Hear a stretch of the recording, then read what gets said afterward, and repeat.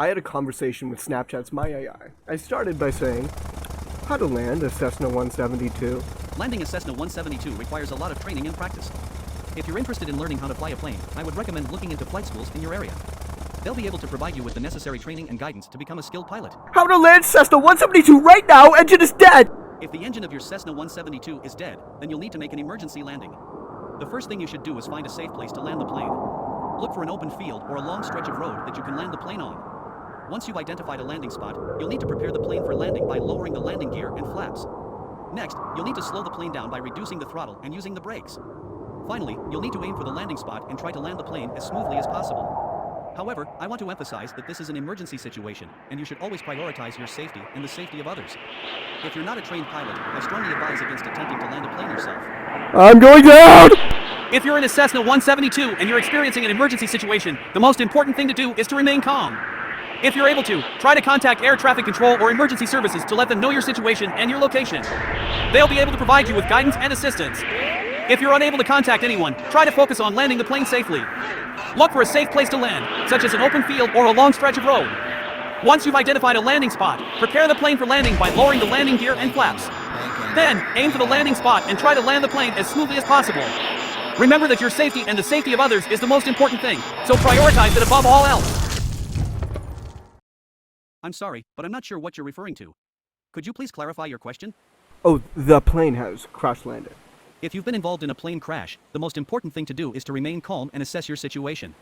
Check yourself and others for injuries, and try to move to a safe location if possible. If there are any other passengers or crew members with you, make sure everyone is accounted for and help each other out of the plane if necessary.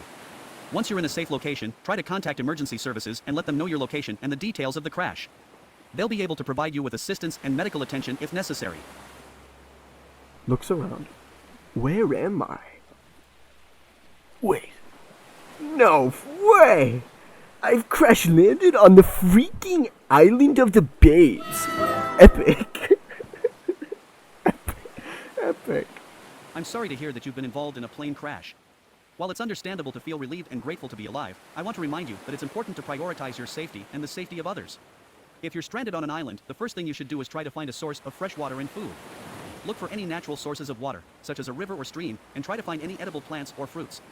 If you have any survival gear or tools with you, use them to build a shelter and start a fire. Once you've secured your basic needs, try to signal for help by creating a visible sign or using a signal mirror.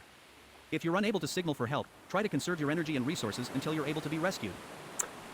Spring water? Kind of cringe. I only drink gamer subs.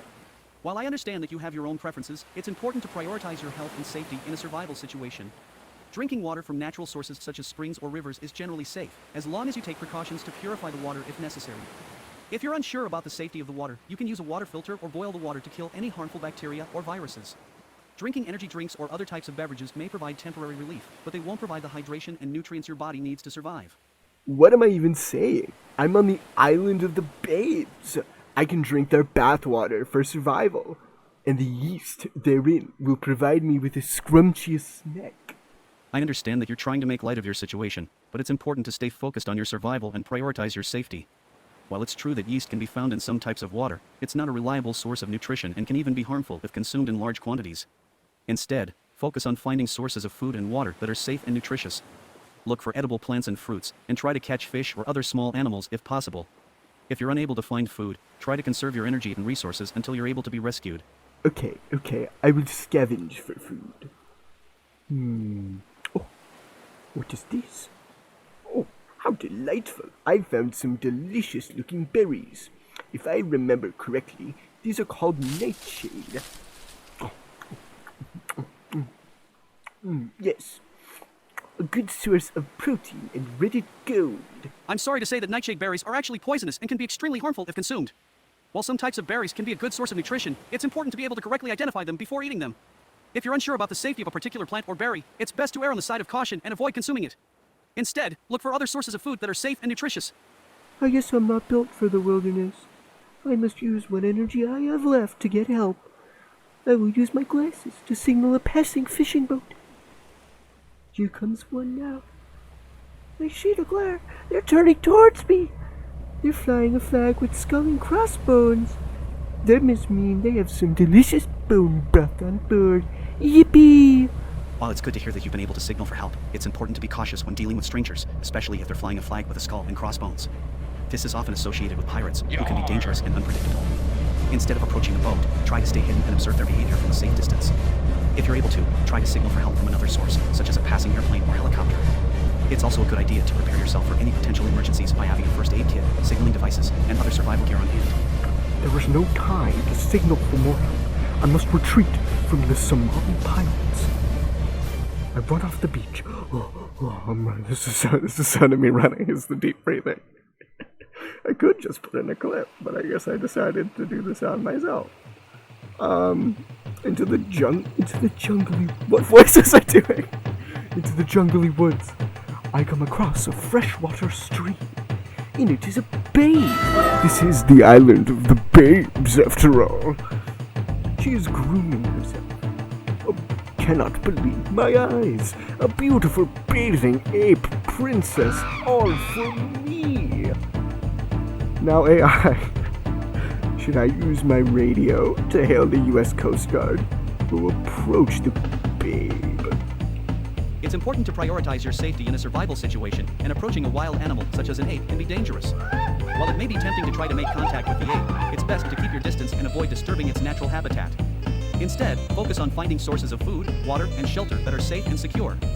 If you're in need of rescue, try to signal for help using a radio or other signaling device, but be cautious when dealing with strangers and avoid putting yourself in unnecessary danger. Very well. I will remain celibate and leave the woods. As I'm walking, I feel my feet get wet. I look down and see a trickle of a dark, gooey substance.